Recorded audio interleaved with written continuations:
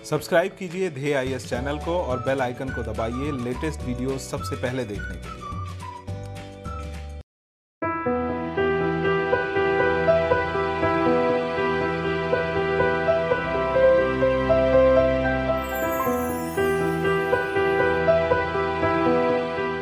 नमस्कार, मैं सुनील वर्मा ध्येय आईएएस टीम की ओर से आपका स्वागत करता हूं ध्येय टीवी पर।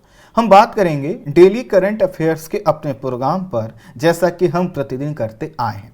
आज की वीडियो में हम बात करेंगे UNHRC अर्थात United nation human right council की सदस्यता पर उठते सवालों पर। देखेंगे आखिर UNHRC क्या है, इसकी सदस्यता पर सवाल क्यों उठ रहे हैं। यह जो टॉपिक है आपके IR के पॉइंट ऑफ व्यू से काफी महत्वपूर्ण है। अब इस टॉपिक को हम स्टार्ट करें उससे पहले एक छोटी सी मैं स्टोरी सुनाता हूँ। मैंने कुछ दिन पहले एक पेपर में न्यूज पढ़ा था और न्यूज यह थी कि किसी क्षेत्र में, भारत की घटना नहीं है, चिंतित मत होइएगा, अफ्रीका की घटना है, तो वहाँ पर कोई क्षेत्र था, वहाँ पे कुछ 4 या 5 परिवार रहते थे जो कि काफ़ी गरीब थे और साथ ही साथ बहुत पिछड़े हुए परिवार से उनका संबंध था। घटना ये थी कि वहाँ के जो दबंग परिवार थे वह उन 4-5 परिवारों पर अत्याचार करते थे। अत्याचार से दुखी होकर उन परिवारों ने कहा कि हम सामूहिक जो है कि आत्महत्या करेंगे। यह बात जब सामने आई तो ये बात फैलने लगी, तो क्या हुआ, एक जो है कि वहां पर पंचायत बुलाई गई और पंचायत में निर्णय लिया गया, अर्थात बैठक की गई और बैठक में निर्णय लिया गया कि एक कमेटी बनाई जाएगी और कमेटी यह जांच करेगी कि जो आरोप यहाँ के दबंग परिवारों पर लगे हैं क्या ये सही है या नहीं। अब हुआ क्या कि कमेटी जो बनी उसमें उन परिवार के सदस्यों को ही रखा गया जिनके ऊपर आरोप था, अर्थात उसी दबंग परिवार के लोगों को मिलाकर एक कमेटी बनाई गई जो पीड़ित परिवार के ऊपर हुए अत्याचार की जांच करती। जब मैंने ये खबर पढ़ा तो मुझे थोड़ा अजीब लगा, लेकिन जब मैं UNHRC को कवर कर रहा था, अर्थात यह जो टॉपिक मैं डिस्कस करने जा रहा हूं वह मैं कवर कर रहा था, तब मुझे लगा कि नहीं, यह कोई एक छोटी घटना नहीं है, आज भी ऐसी प्रवृत्तियां होती हैं। सोचिए क्या हो जब मानवाधिकार का संरक्षण करने वाली संस्था में ही ऐसे सदस्य हों जिनके ऊपर मानवाधिकार हनन का आरोप लगता हो। तो यह जो टॉपिक है आपके लिए काफी महत्वपूर्ण होने वाला है। आइए हम इसको समझने का प्रयास करते हैं। थोड़ा सा बैकग्राउंड देखेंगे, यह बैकग्राउंड आपके लिए काफी महत्वपूर्ण है। 24 अक्टूबर 1945 को संयुक्त राष्ट्र जो है कि अधिकार पत्र पर 50 देशों के हस्ताक्षर होने से संयुक्त राष्ट्र अर्थात यूनाइटेड नेशन की स्थापना हुई थी। आपको पता है इससे पहले की परिस्थितियां क्या हैं। आखिर सेकेंड वर्ल्ड वॉर जो समाप्त हुआ है उसके बाद प्रयास ये किया गया है कि अब क्या किया जाएगा, अंतर्राष्ट्रीय सुरक्षा को बढ़ावा दिया जाएगा, आर्थिक विकास को बढ़ावा दिया जाएगा, सामाजिक प्रगति को बढ़ावा दिया जाएगा, मानवाधिकार और विश्व शांति स्थापित करने का प्रयास किया जाएगा। इसके केंद्र में एक शब्द और है जो बार बार जिसका मैं जिक्र करूंगा, वह है मानवाधिकार। अर्थात मानवाधिकार का संरक्षण करने की जिम्मेदारी भी किसके ऊपर छोड़ी गई, यूनाइटेड नेशन के ऊपर, और इसी से कहा गया कि आपको इस पर भी ध्यान देना है। इसके जो प्रमुख अंग है वह है महासभा, सुरक्षा परिषद, आर्थिक व सामाजिक परिषद, इसका सचिवालय और अंतर्राष्ट्रीय न्यायालय। ये किसके अंग हैं, यह है यूनाइटेड नेशन अर्थात संयुक्त राष्ट्र के। संयुक्त राष्ट्र आर्थिक तथा सामाजिक परिषद जो कि इसका यूनाइटेड नेशन का एक अंग है, ध्यान दीजिएगा, संयुक्त राष्ट्र आर्थिक तथा सामाजिक परिषद संयुक्त राष्ट्र के प्रमुख अंगों में से एक है। यह महासभा को अंतर्राष्ट्रीय आर्थिक तथा सामाजिक सहयोग और विकास कार्यक्रमों में सहायता करता है। अर्थात जो यूनाइटेड नेशन बना उसके कुछ अंग बनाए गए और उसी में से एक है आर्थिक व सामाजिक परिषद। और जो आर्थिक और सामाजिक परिषद है वह क्या करता है, अंतर्राष्ट्रीय आर्थिक और सामाजिक सहयोग को बढ़ावा देने, आर्थिक विकास के कार्यक्रमों में सहायता देने का प्रयास करता है यूनाइटेड नेशन को। तो इस तरह से यूनाइटेड नेशन क्या कर रहा था, अपने के द्वारा अर्थात खुद के प्रयासों से, अपनी संस्थाओं के प्रयासों से 1945 से ही वह अपने क्षेत्र में कार्य कर रहा है। और कार्य क्या है, शांति स्थापित करना, सभी के मानवाधिकारों की सुरक्षा करना, लोगों में जो है कि आपसी सहयोग बढ़ाना और विकास के मार्ग पर आगे बढ़ा को, विश्व को क्या करना और सुंदर और शांत बनाना। अब देखिए, यूनाइटेड नेशन की जो आर्थिक और सामाजिक परिषद थी, यह क्या करती है, सामाजिक समस्याओं के समाधान के माध्यम से अंतर्राष्ट्रीय शांति को बनाने का प्रयास करती है। अब आप कल्पना करिए कि यह एक कोई देश है और इस देश में एक छोटा सा यह एरिया है और यहाँ के जो लोग हैं वह क्या हो कि यह कहें कि नहीं, हमें आपके साथ नहीं रहना, और इनकी जो कंडीशन है यह मान लेते हैं हमेशा से स्वतंत्र रहे। उसके बाद यह जो क्षेत्र है इसके लोग कहें नहीं, आपको तो हमारे पास ही रहना होगा, अर्थात बलपूर्वक रहना होगा। ये लोग जैसे कहते हैं कि नहीं, हमें आजादी चाहिए, इनके ऊपर टैंक चलवा दिया जाता है, इनके ऊपर गोली चलवा दिया जाता है। तो ये क्या होगा, इस तरह से ये जो संघर्ष है हमेशा बना रहेगा। तो ये जब संघर्ष इस प्रकार का हर क्षेत्र में बना रहेगा, चाहे वो देशों के बीच का विवाद हो या देश के आंतरिक रूप में कोई विवाद हो, तो क्या इससे जो अंतर्राष्ट्रीय शांति है वो स्थापित हो पाएगी? नहीं हो पाएगी। इसीलिए यूनाइटेड नेशन का जो उसका एक अंग है, यूनाइटेड नेशन आर्थिक और सामाजिक परिषद, यह क्या करता है, जो सामाजिक समस्याएं होती हैं, और सामाजिक समस्याएं कैसे हैं कि जैसे अलगाववाद की भावना है, जो असमानता की मुद्दे हैं, या जिन चीजों से विद्रोह उत्पन्न होता है, अशांति उत्पन्न होता है, उसके समाधान का प्रयास यह कर रहा था। इस परिषद की एक कार्यात्मक समिति किस जो है कि परिषद की, यह जो यूनाइटेड नेशन आर्थिक और सामाजिक परिषद है, जो यूनाइटेड नेशन का एक अंग है, इसी परिषद की एक कार्यात्मक समिति के तौर पर मानवाधिकार आयोग की स्थापना 1946-47 में की गई। अर्थात यूनाइटेड नेशन ने अपनी स्थापना के कुछ समय बाद ही जो उसका एक अंग था, यूनाइटेड नेशन आर्थिक एवं सामाजिक परिषद, उसकी एक कमेटी के तौर पर मानवाधिकार आयोग की स्थापना की। और इसका जो मुख्य कार्य था वह मानवाधिकार के संदर्भ में, ध्यान दीजिएगा, प्रतिवेदन तैयार करना था, अपनी रिपोर्ट देना था कि आखिर हम मानवाधिकार के संदर्भ में क्या क्या कर रहे हैं, किस प्रकार की घटनाएं हो रही। साथ ही साथ यह अधिकारों के अंतर्राष्ट्रीय बिल पर कार्य करता था, नागरिक स्वतंत्रता की बात करता था, स्त्री दशा और मानवाधिकार संबंधी जो भी मुद्दे आते थे उन पर यह क्या करता था, रिपोर्ट देता था।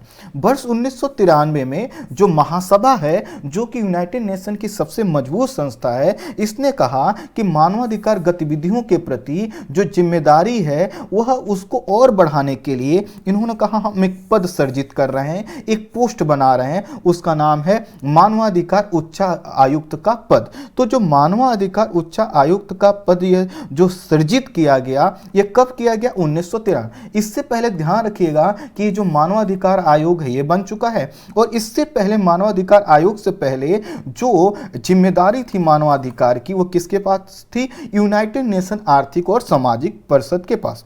तो कुल मिलाकर समय आ गया 1993 का, और इस समय तक क्या हो चुका है, मानवाधिकार उच्चायुक्त का पद सृजित किया जा चुका है। लेकिन समय आगे बढ़ा, 15 मार्च 2006 को संयुक्त राष्ट्र महासभा ने एक नई मानवाधिकार परिषद के गठन का प्रस्ताव जो है कि पारित किया। इसने कहा कि हम एक परिषद बनाते हैं, एक नया संस्था बनाते हैं, नया संगठन बनाते हैं, और क्या होगा, मानवाधिकार के क्षेत्र में कार्य करेगा। और ये जो प्रस्ताव पारित किया गया महासभा के द्वारा, यह प्रस्ताव संख्या था 60/251 के नाम से इसको जाना जाता है। अब ये कहा गया ये जो परिषद होगी यह 47 सदस्यीय होगी, अर्थात 47 इसमें मेंबर होंगे। और यह जो मानवाधिकार परिषद बनी, इस मानवाधिकार परिषद ने क्या किया, जो 53 सदस्यीय मानवाधिकार आयोग पहले बना था उसका स्थान लिया, अर्थात उसको रिप्लेस कर दिया गया। तो हुआ क्या, मानवाधिकार आयोग जो था उसको 16 जून 2006 को समाप्त कर दिया गया, क्योंकि क्या बन गया था, मानवाधिकार परिषद बन गया था। और 19 जून 2006 को जो मानवाधिकार परिषद इस प्रस्ताव से बनाया गया था उसकी प्रथम बैठक आयोजित की। इस परिषद का जो पूरा नाम है वह याद रखिएगा, वह है संयुक्त राष्ट्र मानवाधिकार परिषद, इंग्लिश में बोलते हैं United nation human right council, अर्थात UNHRC। अब यह जो परिषद बनी, यह परिषद क्या है, स्थायी परिषद है और प्रत्यक्ष रूप से महासभा के अधीनस्थ है, अर्थात महासभा को क्या करती है, रिपोर्ट करती है। यह संस्था जो है, जो बनी है, जिसका नाम है यूएनएचआरसी, यह कहीं भी और किसी भी देश में यदि मानवाधिकार का उल्लंघन होता है तो उसका विश्लेषण कर सकती है। यह बराबरी और मूलभूत मानवाधिकारों को सुनिश्चित करने का क्या करती है, प्रयास करती है। इसके 47 सदस्य होते हैं और 47 जो सदस्य होते हैं वह कुछ भौगोलिक क्षेत्रों से चुने जाते हैं। जैसे 13 जो सदस्य होते हैं वो अफ्रीका महाद्वीप से चुने जाते हैं। इसमें 13 सदस्य जो है एशियाई क्षेत्र से चुने जाते हैं। ठीक इसी तरह से 8 सदस्य लैटिन अमेरिकी और कैरेबियन क्षेत्र से चुने जाते हैं। 6 सदस्य जो है कि पूर्वी यूरोपीय क्षेत्र से और 7 सदस्य जो है कि पश्चिमी यूरोपीय क्षेत्र अन्य क्षेत्रों से चुने जाते हैं। टोटल मेंबर कितने हुए, 47। और जो 47 यह मेंबर हैं ये क्या किए जा रहे हैं, चुने जा रहे हैं। और किस में से चुने जाएंगे, ये चुने जाएंगे जो 193 सदस्य हैं किसके, यूनाइटेड नेशन के, उन्हीं में से 47 सदस्य चुने जाएंगे। तो कुल मिलाकर संयुक्त राष्ट्र के सदस्यों की संख्या 193 है और इनमें से चुने जाने हैं 47 और वो भी जब वो चुने जाएंगे तो किसका भाग होंगे, यूएनएचआरसी में चुने जाएंगे। और इसके लिए क्या की गई है, चुनाव की व्यवस्था की गई है। अर्थात जैसे मान लेते हैं, हम कहते हैं कि अफ्रीका महाद्वीप में जितने देश हैं, तो जैसे ही कोई सीट अफ्रीका महाद्वीप से के संदर्भ में खाली होगी, क्योंकि इसके लिए जो सदस्यता होती है वो 3 साल के लिए होती है और 3 साल में जैसे ही कोई पद रिक्त हुआ तो क्या कर सकता है, अफ्रीका महाद्वीप का कोई देश इसके लिए आवेदन कर सकता है। और उस पर क्या होगा, जो यूनाइटेड नेशन के मेंबर हैं अर्थात 193 सदस्य हैं, वह क्या करेंगे, अपना वोट देंगे और वोट देकर यह डिसाइड करेंगे कि इस राष्ट्र को उसका सदस्य अर्थात यूएनएचआरसी का सदस्य बनना है या नहीं बनना है। यूएन का कोई भी देश यूएनएचआरसी में सीट खाली होने पर अपनी सदस्यता के लिए क्या कर सकता है, आवेदन कर सकता है। और जो सदस्यता होगी वो 3 साल के लिए होगी और सदस्यता के लिए सभी देश क्या करते हैं, वोटिंग करते हैं। कोई देश लगातार 2 बार इसका सदस्य बन सकता है, इसका मतलब 6 साल लगातार वो सदस्य बन सकता है। इसके बाद उसको क्या करना होगा, 1 साल का गैप लेना होगा और इस 1 साल में अगर कोई वोटिंग होती है सदस्यता के लिए तो वह उसमें शामिल नहीं हो सकता है। भारत जो है जनवरी 2019 से इसका सदस्य है और 31 दिसंबर 2021 तक इसका सदस्य रहेगा। भारत इससे पहले 2011 से 14 और 2014 से 17 तक इसका सदस्य था। 2018 वाला जो वर्ष था इसमें भारत इसका सदस्य नहीं रहा। यह जो मतदान होता है गुप्त होता है और परिषद का सदस्य बनने के लिए किसी भी देश को कम से कम 97 जो है कि क्या होता है, वोट चाहिए होता है। तो प्रत्येक सदस्य देश का एक वोट है, तो 193 जो सदस्य देश हैं उसमें से 97 क्या चाहिए होता है, वोट चाहिए होता है। जब 97 या उससे ज्यादा वोट किसी देश को मिलेंगे तभी वो क्या कर पाएगा, इसका सदस्य बन पाएगा। भारत को जो सदस्य चुनने में चुना गया था लास्ट टाइम, वह उसमें सदस्य चुनने में बड़ी संख्या में देशों ने भारत के प्रति अपना समर्थन दिखाया और आप कल्पना कीजिए 193 में से 188 वोट भारत को मिले थे। और किसने वोट भारत को नहीं दिया होगा, आप समझ सकते हैं। तो आप समझिए 193 में से 188 वोट मिलना यह बताता है कि भारत के ऊपर जो मानवाधिकार के उल्लंघन के मामले हैं वह शून्य है या फिर जो है कि ऐसी चीजें नहीं है। वहीं दूसरी तरफ अगर आप देखें तो कुछ ऐसे भी राष्ट्र मिलेंगे जिनके साथ जो है कि मानवाधिकार उल्लंघन की लंबी जो है कि आपको एक लिस्ट मिलेगी। तो कुल मिलाकर आप भारत का जो स्टैंड है वैश्विक रूप में वह समझ सकते हैं कि यह इतना बड़ा जो समर्थन मिला हो किस वजह से मिला होगा। चीन भी लगातार 2 बार चुना गया और 2019 के बाद से वह जो है कि यूएनएचआरसी का सदस्य नहीं था। अर्थात यह जो अभी वह चुना गया है इससे पहले वह सदस्य इसका नहीं था, लेकिन कंटिन्यूअस कई बार वह सदस्य रह चुका है। 13 अक्टूबर को क्या हुआ था कि जो है कि 5 क्षेत्रों के लिए जो 15 सीटें, 5 क्षेत्र कौन से मैंने बताया ऊपर आपको, अफ्रीका क्षेत्र, एशियाई क्षेत्र, लैटिन कैरेबियन क्षेत्र, पूर्वी यूरोपीय क्षेत्र और पश्चिमी यूरोपीय क्षेत्र, तो उन 5 क्षेत्रों से 15 सीटों के लिए चुनाव होना था। इसमें से जो सबसे बड़ा जो एक सबकी जो नजरें थी वह थी एशिया पैसिफिक क्षेत्र से 4 सीटों के लिए चुनाव होना था। और जो चुनाव होना था इसमें जो भागीदारी की वो 5 देशों ने की। कौन कौन से थे 5 देश जिन्होंने जिन्होंने भागीदारी की यूएनएचआरसी का सदस्य बनने के लिए, वह थे पाकिस्तान, चीन, सऊदी अरब, उज्बेकिस्तान और नेपाल। तो अब देखें तो अगर आप जो है कि उज्बेकिस्तान और नेपाल को देखें तो यह छोटे देश हैं और यहाँ पर कई बार जो है कि आपने देखा होगा छोटे देशों में कोई घटना होती है तो बाहर तक नहीं आ पाती है। तो यहाँ पे कोई विवाद नहीं था। विवाद जो पूरा था वह था पाकिस्तान, चीन और सऊदी अरब को लेकर। हुआ क्या कि अगर हमें 4 सीटें हैं तो इसमें से किसी न किसी एक देश को क्या होना था, बाहर होना था। चीन और सऊदी अरब के बीच मुकाबला था और चीन इसमें क्या हो गया, जीत गया। सऊदी अरब क्या हो गया, हार गया। सऊदी अरब इसलिए हार गया क्योंकि उसको सिर्फ और सिर्फ केवल वोट मिले 90 और मैंने बताया था जीतने के लिए कितने चाहिए, कम से कम 97 वोट। अगर अन्य देशों को देखें तो सबसे ज़्यादा जो समर्थन मिला 169 देशों का वो पाकिस्तान को मिला, उज्बेकिस्तान को 164 वोट मिले, नेपाल को 150 और चीन को 139 वोट मिले। तो इस तरह से देखें तो अगर इसमें सबसे ज़्यादा मतों से या सबसे अधिक वोट से जीतने वाला जो देश है वह पाकिस्तान है। जो नए सदस्य बने हैं यह क्या करेंगे, 1 जनवरी 2021 से अपना कार्यकाल शुरू करेंगे। अब देखिए जब यह सदस्य चुन लिए गए, इसके पहले और इसके बाद से लेकर क्या हो रहा है, यूएनएचआरसी की सदस्यता पर सवाल उठ रहे हैं। ह्यूमन राइट वॉच और अन्य अधिकार संगठनों ने सऊदी अरब की उम्मीदवारी का विरोध करते हुए कहा कि मध्य पूर्व का यह राष्ट्र मानवाधिकार रक्षकों अर्थात जो मानवाधिकार की रक्षा करते हैं, अपने आलोचकों, असंतुष्टों जो उसके कार्यशैली से असंतुष्ट हैं और महिला अधिकार कार्यकर्ताओं को निशाना बनाता है। और इसके पीछे जो है कि वो कई तरह के घटनाओं का जिक्र करते हैं। एक पत्रकार थे जिनका नाम था जमाल खशोगी, इनकी जो हत्या हुई उसके कारण भी सऊदी अरब के खिलाफ जो है कि बातें उठ रही थी। तो सऊदी अरब का इस आधार पर क्या किया जा रहा था, विरोध किया जा रहा था और कहा जा रहा था कि मध्य पूर्व का यह देश मानव अधिकार के लिए अच्छा नहीं माना जाता, इसलिए इसको सदस्य नहीं माना जाए।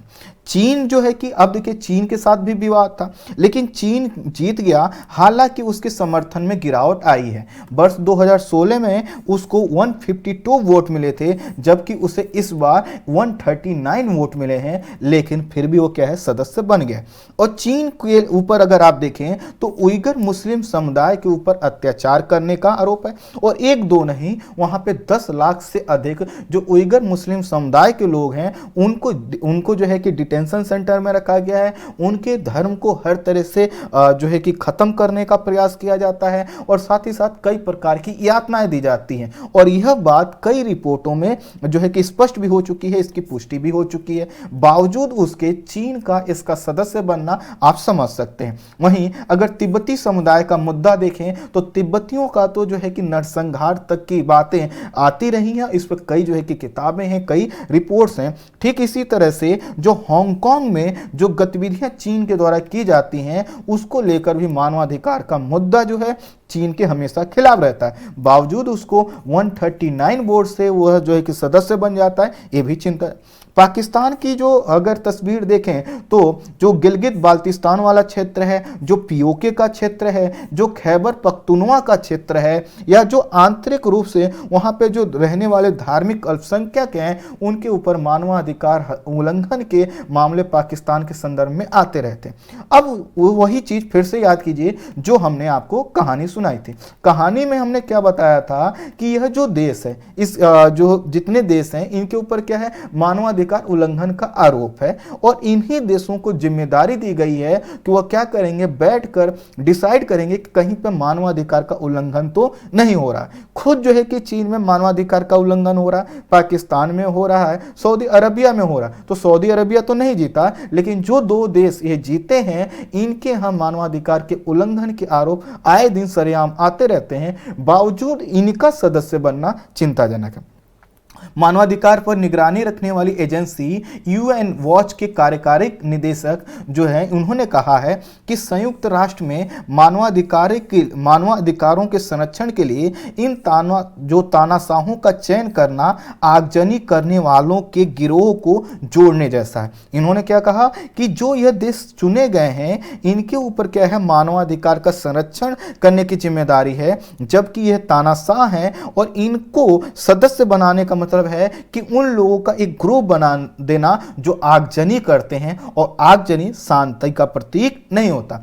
पिछले हफ्ते यूरोप, अमेरिका और कनाडा के मानवाधिकार समूहों के एक गठबंधन ने संयुक्त राष्ट्र के सदस्यों से चीन, रूस, सऊदी अरब, क्यूबा, पाकिस्तान और उज्बेकिस्तान के निर्वाचन का विरोध करने का आह्वान किया था और कहा था कि इन देशों के मानवाधिकार जो रिकॉर्ड हैं वह काफी खराब हैं और वह यूएनएचआरसी के सदस्य बनने लायक नहीं है, इसलिए आप इनका बायकॉट कीजिएगा। बावजूद यह जो है कि इसके सदस्य बन गए।